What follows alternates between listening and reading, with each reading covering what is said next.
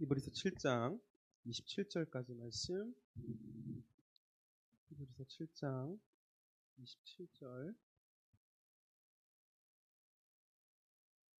읽겠습니다. 그는 저 제 대제사장들이 먼저 자기 죄를 위하고 다음에 백성의 죄를 위하여 날마다 제사 드리는 것과 같이 할 필요가 없으니 이는 그가 단번에 자기를 드려 이루셨습니다. 아멘. 요즘 나오는 이 휴대폰, 사실 뭐 요즘이라고 하기도 좀 그런데 아무튼 휴대폰은 손으로 들고 다니는 컴퓨터다라고 말할 수 있을 정도로 할 수 있는 게 정말 많습니다. 그런데 쓰다 보면 이 마음에 어려움이 드는 순간들이 찾아옵니다. 분명히 무료라고 해서 열심히 쓰고 있는데 적응이 될 때쯤에 결제를 하라는 그런 메시지가 뜰 때가 있습니다. 이미 그 기능에 익숙해졌거나 아니면 이 기능이 없이는 업무가 어려운 사람들의 경우는 어쩔 수 없이 결제를 하기도 하죠. 여러분도 혹시 비슷한 경험 있으실까요? 다행인 것은 예수님께서는 우리에게 이런 말씀을 하지 않으십니다. 너희들 10년 정도 신앙생활 했으니 그 구원이 더 유지되기 위해서는 결제를 해야 된다. 지금까지 구원은 값없이 주어졌지만 앞으로도 유지되기 위해서는 결제가 필요하다. 이렇게 말씀하지 않으시죠? 우리는 값없이 은혜를 받았고 우리가 예수님에 대한 그 믿음을 버리고 이 길을 떠나지 않는 한 영원히 유지됩니다. 당연히 예수님께서도 다시 십자가를 지실 필요가 없으시죠. 이 구약의 제사장들은 주기적으로 제사를 드렸지만 예수님은 단 한 번의 죽음으로 모든 인류의 죄를 대속해 주셨습니다. 우리 지난 2주 동안 성찬에 대한 말씀을 살펴보았는데요. 오늘은 이 마지막으로 이 부분에 대한 말씀을 조금 더 살펴보고 우리 성찬 함께 하도록 하겠습니다. 오늘의 요리문답 함께 살펴봅니다. 같이 읽겠습니다. 성만찬과 로마 가톨릭의 미사는 어떤 차이가 있습니까? 자, 먼저 성만찬에 대한 내용인데요. 같이 읽습니다. 성만찬이 우리에게 확증하는 것은 2가지입니다. 첫째, 예수 그리스도께서 십자가의 단번에 죽으심으로써 우리의 죄가 완전히 용서되었다는 것입니다. 둘째, 우리가 성령을 통해 예수님과 연합되었다는 것입니다. 예수님의 참된 몸은 하나님의 우편에 계시며 거기서 경배받기를 원하십니다. 아멘. 이제 로마 가톨릭에 대한 내용인데요. 같이 읽겠습니다. 반면 로마 가톨릭의 미사가 가르치는 것은 2가지입니다. 첫째, 사제들이 매일매일의 미사를 행하지 않으면 산자와 죽은 자들이 그리스도의 고난을 통해 죄를 용서받지 못한다는 것입니다. 둘째, 그리스도의 몸이 떡과 포도주에 존재하므로 그 자체를 경배해야 한다는 것입니다. 결국 미사는 근본적으로 예수 그리스도의 고난과 죽음에 대한 부인이며 저주받을 우상숭배입니다. 다음 문답 읽겠습니다. 누가 성만찬에 참여할 수 있습니까? 자신의 죄 때문에 자신을 미워하지만 그 죄가 용서되었음을 믿으며 남아있는 연약함도 그리스도의 고난과 죽음으로 말미암아 가리워진다고 믿는 사람, 그리고 믿음이 점점 더 자라기를 바라면서 거룩한 삶을 살길 원하는 사람이 참여할 수 있습니다. 그러나 회개하지 않는 사람이나 위선적인 사람은 자신의 심판을 먹고 마실 뿐입니다. 함께 읽습니다.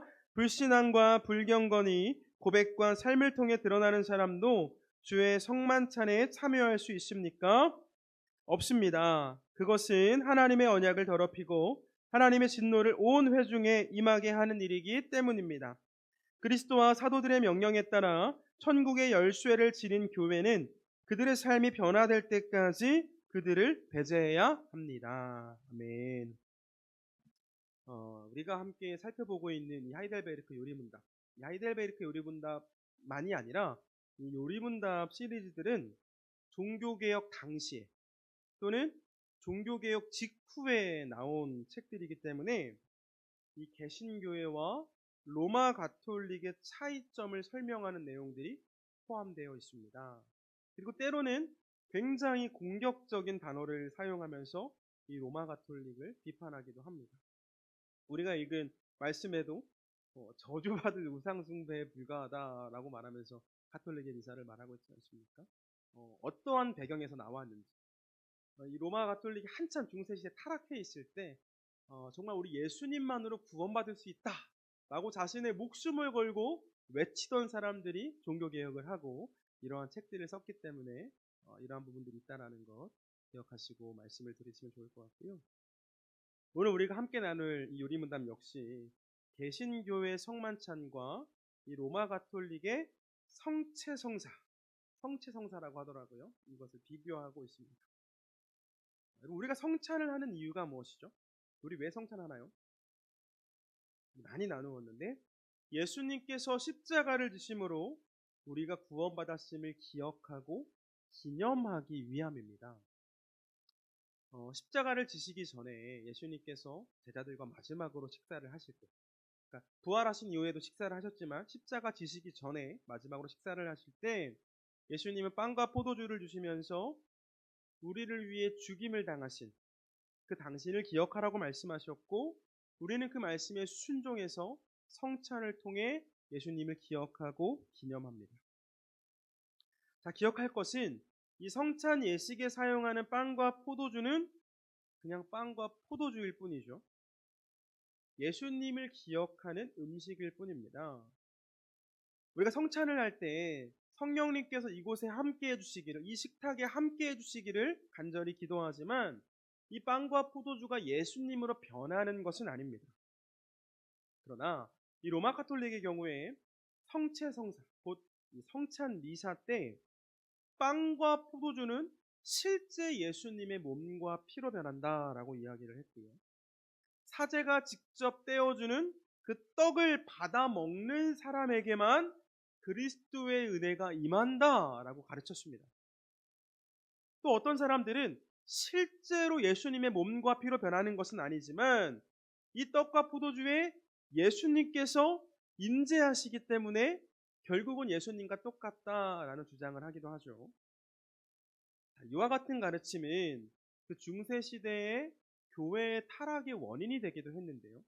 미사, 특별히 그 미사를 집례하는 사제의 권위를 굉장히 높이는 결과를 낳았습니다.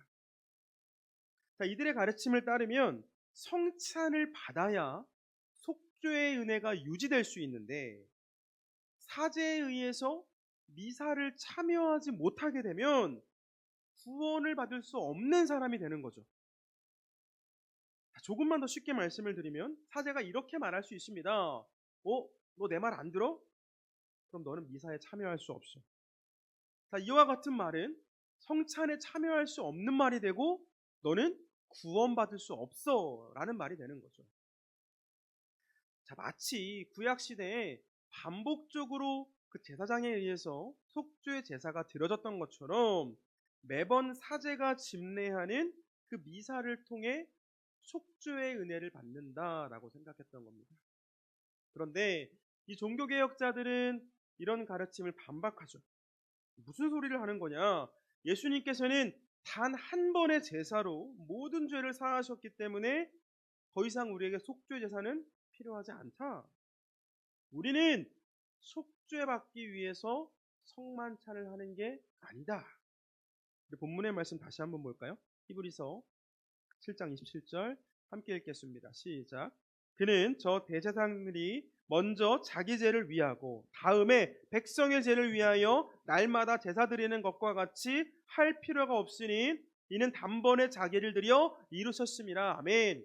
구약시대에 보면 이 대제사장이 자기의 제사를 먼저 드렸습니다. 왜냐하면 백성들의 죄를 지려면 자기가 거룩해야 되기 때문에 자신을 위한 제사를 먼저 드리고 자신이 거룩하게 된 다음에 백성들의 제사를 드렸는데 반복적으로 주기적으로 드렸죠.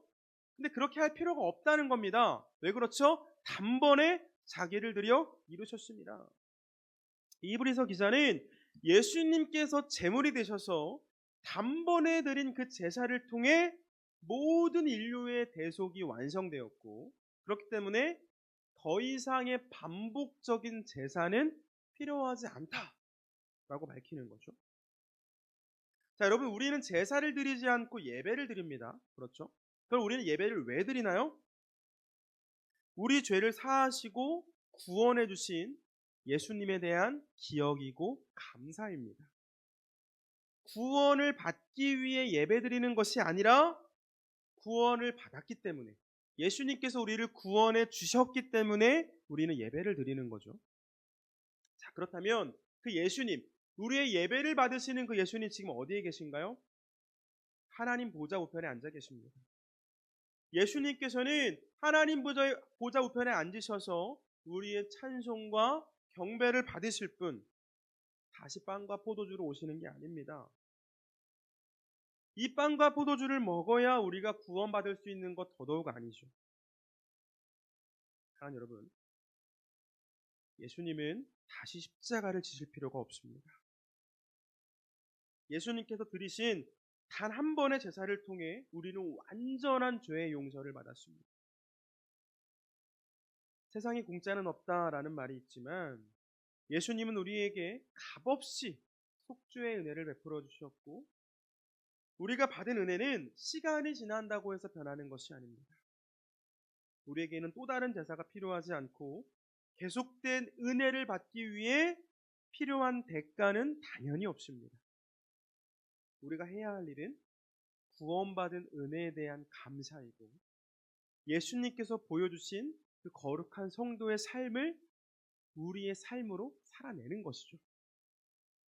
말하기는 구원이 취소되는 것을 걱정하는 것이 아니라 대가 없이 받은 그 구원의 은혜에 감사합니다. 잊지 말고 누리며 감사하며 살아가는 저와 여러분 되길 주님의 이름으로 축원을 드립니다.